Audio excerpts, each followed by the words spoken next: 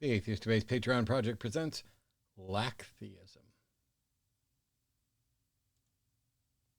Scary sounding. Lacktheism. What's it mean? Well, there's some dispute about how best to define or describe atheism. And so there's a number of different labels that get used and definitions that get used. And one of them is that at a minimum, in a technical sense, atheists are people who lack a belief in a God. And I know some people, and I've had arguments with people, I've had discussions with people. I know some atheists who hate that term. It's a big pet peeve for them. It's a problem. And in talking to at least one of them, but I've talked to several others as well, the concern seems to be that atheism is a considered position and an active rejection of a theistic claim. And I don't think, and I agree, that when I talk about atheism in the sense of me, I'm an atheist. I think my position is a considered position, and it's an active rejection, and it's still true that I lack theism. I lack a belief that there truly is a God. So for clarity, here's a quick rundown. I have, in fact, considered theistic claims, but I haven't considered all of them. And so a sort of universal declaration that all gods are false is not warranted because I neither have knowledge of all the God claims nor have knowledge that they are all necessarily false. Some of them are unfalsifiable. And by that very fact, it would be a mistake to say that they're false. And it would also be a mistake to say that you have good reason to think they're true. An unfalsifiable proposition is useless. But I have considered the claims, and I have actively rejected all of them, which does not mean that I assert that they are false or accept that they are false. As I just mentioned, some of them are unfalsifiable, so it would be silly to think that. It merely means I reject the claim that they are in fact true, or that it is warranted to believe that they are true. I actively reject the proposition, it is true that some God exists. That doesn't mean I accept the opposite. And the example that we've used many times is the difference between guilty, innocent, and not guilty. Well, if you're in a courtroom, in the United States at least, all people are innocent until proven guilty. But the jury tends to not vote guilty or innocent. They tend to vote guilty or not guilty. And what it does is it establishes that the burden of proof is on the claimant that says you are guilty. And that until they meet that burden of proof, all of us should lack belief that the defendant is guilty. And that's why we say not guilty. It does not mean that we should all believe they are innocent. It means we should act and treat them as if they are innocent until guilt has been established. It's setting up a default position. That I should, and also to expand this just to atheism, I should live my life and act as if there are no gods until such time as it's established that one or more gods actually exist, because it's just a distraction and a shifting of the burden of proof. But lack can also be used as a pejorative. By and large, I don't think most people would say, I lack cancer. But they might say I'm cancer-free or I don't have cancer. And in a technical distinction, I don't have cancer and I lack cancer are co-equal. But there's a context under which it can be presented as a pejorative. And I'm reminded of a line from The West Wing, as I am almost every day, one of the greatest shows ever, where they suggest calling their opponent spry. Because spry is a word that sounds like a compliment, but it's only used for old people. It's a way of poking at somebody's age with a backhanded compliment without saying, you're old, because we're just going to say, you're spry. I lack faith. I lack religion. I lack a belief that a God truly exists. And to suggest that I do not lack those things is to suggest that I am possibly closed-minded and not open to them being true. That's one of the reasons why I'm willing to say I lack theism, because if theism meets the burden of proof, I will no longer lack it. I will be a theist. Is a rock an atheist? No, but only because we tend to describe atheist and all the other ists as a person who, and a rock, as far as we know, isn't a person.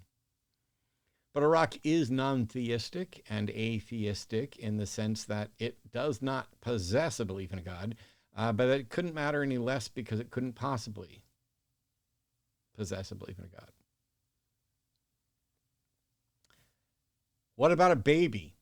These are the two that come up all the time. Is a baby an atheist? Well, just like every other person, a baby's a person. And technically, they start off, as far as we can tell, lacking a belief, because they seem to start off lacking any beliefs.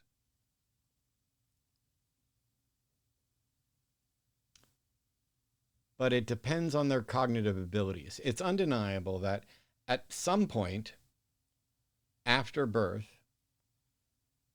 the person is not able to even consider the concept. They don't have the linguistic skills. They don't have a theory of mind. They don't have any of these psychological constructs that would allow them to consider the God proposition. And at some point in their life, that probably changes. There are some people with conditions where they're just never going to develop properly. And I had a relative who was similar to that. He only lived to be a couple of years old. But barring that, most people get to a point where they can, in fact, consider the proposition.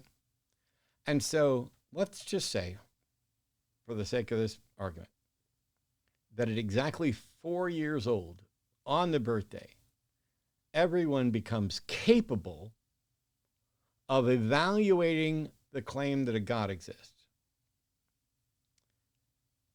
Not all of them are presented with a God proposition in that instant, and some of them have not been presented with a God proposition prior to that for them to reflect on. Which means there comes a time where a person is capable of evaluating a God claim, has not evaluated a God claim, and yet still lacks that claim, does not believe, is the implicit atheist position.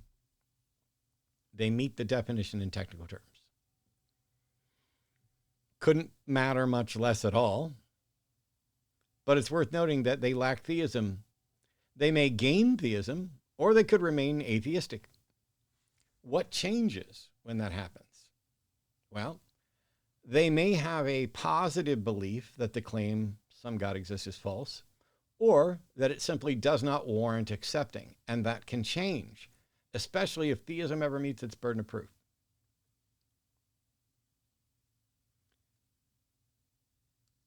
Lack can, but does not necessarily imply a negative. I'd rather keep presenting it as a positive. I lack a good reason to believe. It lets people know I am open to good reasons to believe. Being overly guarded about the term lacktheism may, in some situations, come off as closed-minded. It might suggest that you are a hard or strong atheist and proud of it, and that you are not willing to entertain the notion that a theistic claim can be true. But that's nothing to be proud of. And by the way, I don't just mean that hard or strong atheism is nothing to be proud of. Neither of them are anything to be ashamed of either. And so, like in the sense of we can have a pride festival because people are suggesting we should be shamed, we can be proud of our secularism, of our atheism, in the sense that we are not ashamed of it, but not in the position of the conclusion, because you can be an atheist for incredibly bad reasons.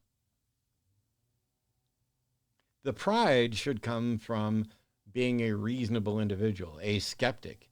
And then only in a limited sense, because I'm not sure how much credit anybody can take for their positions, considering that doxastic volunteerism doesn't seem to be true. The notion that you choose your beliefs or anything else. Now, what you seem to be able to do is function and actively ask questions and be considered and be more or less rational. But theism and atheism aren't anything to be proud of in and of themselves. You can be an atheist for bad reasons. You can be a theist for bad reasons. You might have good reasons, maybe, for either of them. I don't know. But having a considered position on the subject doesn't mean that the position is true. It doesn't mean that it's deserving of respect. It also doesn't mean that it's untrue or deserving of derision. Your belief or lack thereof, belief or lack thereof, is independent from the justification, and it's independent from consideration, and it's independent from truth value. None of us who use the term or the definition think for a second that our position isn't a considered one. We don't think that we lack in a deficient sense. There's a difference between implication and inference. One of them is the speaker is implying something, and the other one is that the listener is inferring something. And if somebody tries to imply that our lack of theism is a negative, I can correct that. If I merely infer that they mean that it's a negative, they can then correct that because I could be wrong. But none of this implies a deficiency. You infer it because it is sometimes implied, and there's a temptation to take that frequent implication and turn it into a strong inference that may not be justified. You're all free. If you don't like the term, don't use it. But there are people who do, and people who find it honest and accurate. And they're not saying that your atheism isn't a considered position. They're not saying that it's not a reasonable one. They're stating a rather, I guess, largely banal and pedantic fact that doesn't seem worth getting upset over, but anybody can get upset over it for whatever reason. It can be a pet peeve. I got tons of them.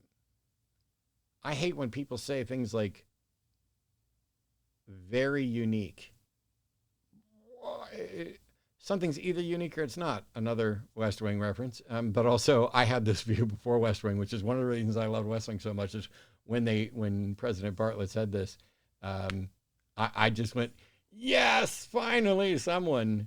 But I definitely lack theism. I lack a good reason for belief, and I lack the belief itself. I also lack faith, as best I can tell.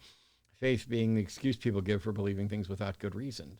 Is it possible that I believe things without good reasons? Yes. But I don't lack faith in the sense that I would say, oh, I have faith in, or anything like that. I also lack an understanding of quantum mechanics. I'm not doing anything at all to fix that. There's too many things to learn, and, I don't have the time. I lack cancer, and I'm happy that I lack cancer, as far as I know. I probably don't lack cancer, but I am unaware. I lack an understanding that I have cancer. I also lack the willpower to stop drinking energy drinks, but I'm working on it. I'm not doing very well at it, but I am definitely working at it. I don't like coffee, and so that becomes my thing.